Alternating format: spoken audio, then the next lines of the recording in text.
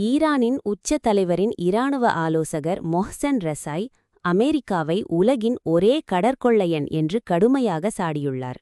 அமெரிக்க விமானம் தாங்கி கப்பல்கள் மற்றும் படைகளை கல்லறைக்கு அனுப்பும் திறன் ஈரானுக்கு உள்ளது என்று அவர் எச்சரித்துள்ளார்.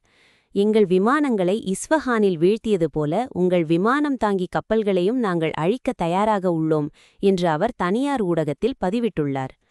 அமெரிக்க ஜனாதிபதி ட்ரம்ப் ஈரானிய எண்ணெய் ஏந்திச் சென்ற டேங்கர்களை பறிமுதல் செய்த செயலை கடற்கொள்ளை போன்றது என்று ஒப்புக்கொண்டுள்ளார்.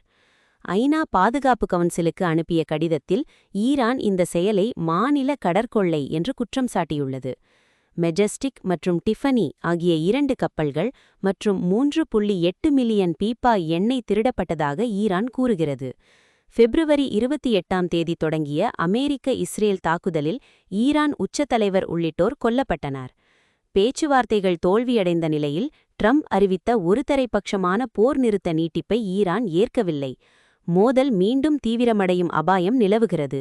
இதுபோன்ற உலகளாவிய செய்திகளுக்கு வேர்ல்ட் நியூஸ் இன் பிரீஃப் தமிழுக்கு சப்ஸ்கிரைப் செய்யுங்கள்.